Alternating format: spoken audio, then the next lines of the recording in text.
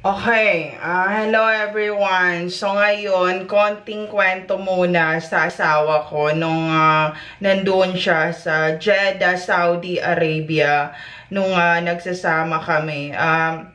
Lagi siya umuuwi na nanginginig or laging parang nauubusan siya ng energy or parang matamlay siya, ganyan-ganyan. So, merong mga usap-usapan kasi nagkaroon siya ng karelasyon and then yung karelasyon niya nasa Riyadh, Saudi Arabia. Pinupuntahan pa niya yun araw-araw, yung babae.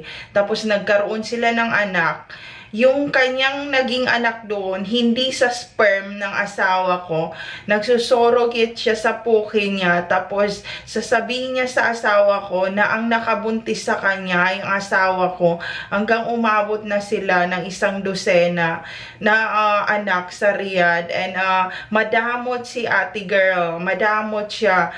Gusto niyang, sinabi niya na ipapatay ako, ganyan-ganyan, and magiging masaya lang siya pag namatay ako. And siya ay taga Marawi, tausog siya na Maranao na Muslim, yung babaeng yun. Tapos ang ginawa niya, kasi ayaw mag-convert ng Muslim ng asawa ko sa Catholic religion, ayaw niya mag-convert kasi Catholic siya dito sa Caloocan.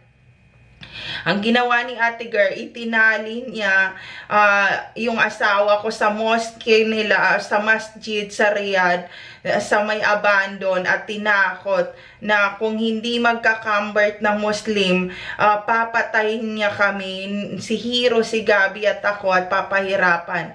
Tapos nandoon yung mga kamag-anak niya na Muslim na nandoon sa masjid sa may Riyadh. Ang ginawa nila, kinuryente nila yung titi ng asawa ko, and hanggang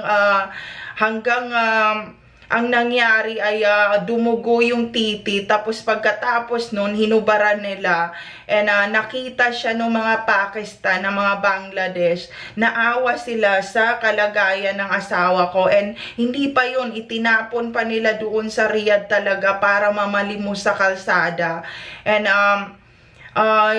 kumbaga, gusto kong pumunta ng Riyadh noon para makita siya kung ano yung kalagayan niya. Pero hindi ako pinapayagan kasi alam ng gobyerno ng Jeddah na masyadong madamot ang taga Riyadh nung time na yon. Pinabayaan na lang kami nandoon talaga sa Jeddah. Pero sinabi ng taga Jeddah, wag raw pumunta yung taga Riyadh doon sa Jeddah raw, Saudi Arabia. Baka saktan nila. So ayun, naglagay yung ang naisip ng mga gobyerno doon sa Jeddah, maglagay sila na maraming traffic light para pagpasok nila ng Jeddah, mapipindot sila sa camera at sa traffic light na makikita na a-attack sila sa lugar na yon. So ang ginawa nila, dahil hindi na sila